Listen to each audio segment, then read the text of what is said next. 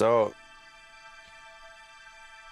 this started essentially as a trap line.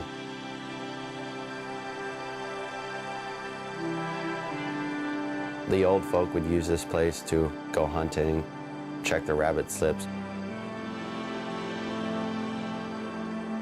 Wood burning is a big thing down here. No one uses electrical heat. Everyone burns their own wood. Initially, that's where it all started. Having this space that I'm able to come here and do my own. Punch in 4 or 5 hours some mornings and just shape it all out and create it exactly how I would like to ride it myself. And then enjoy the mountain for what it is.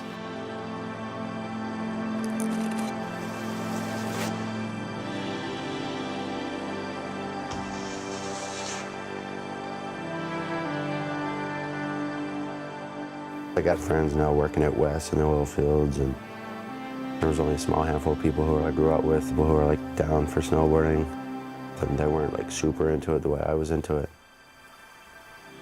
But once you have that drive for it, you kind of click with anyone else who has that drive. You're always visiting spots, crashing on homies' floors, you know, that kind of thing. I think the whole community is just really supportive of each other. I guess it's the classic explanation. There's like no rules. You can see something that no one can see. It's all about how to use the architecture to snowboard. Tell my buddies, I was like, yeah, I headed up to Canada and do a little boarding. They're like, oh, where? Like back up to Whistler? Said Newfoundland. They're like, what the? I met Alex and I met a couple more of the riders in the team. I just felt stoked about it. I started this when I was 14, the company. Because there was nothing here to get involved with.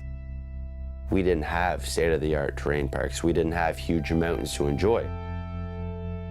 We're stuck smack down in the middle of the East Coast between 2 different ski resorts, which are 4 hours away on each end.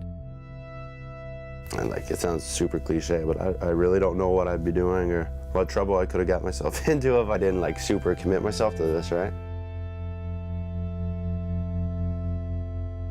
We could be up there hitting a rail, myself and some friends, and then a group of old guys would come down in their 60s or 70s with their trailers full of wood, and they'll stop by and start just taking it all in, making some remarks. Sometimes they'll bring up some coffee and that for us.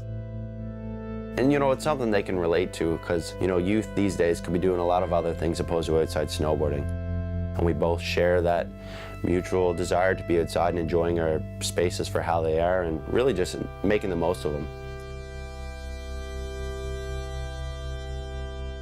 Just starting a company, it was more so a way to establish that community. It was more a team type thing. Okay, VOLTFUSE was a team.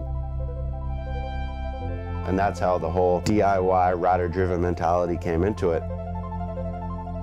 It started off extremely simple, just screen printing t-shirts in my basement, hand stitching patches and labels on the hats and face masks. Never would I have imagined having the ability to truly create a product from the bottom up.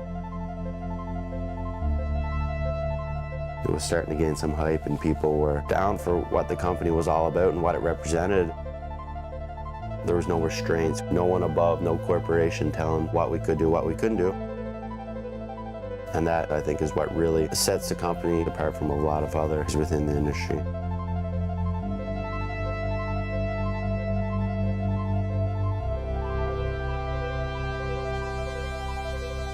I wouldn't consider myself an immensely talented snowboarder who's throwing down the insanest tricks. Basically just an East Coast kid tucked away up here in the middle of the woods, in the middle of nowhere, creating something from nothing.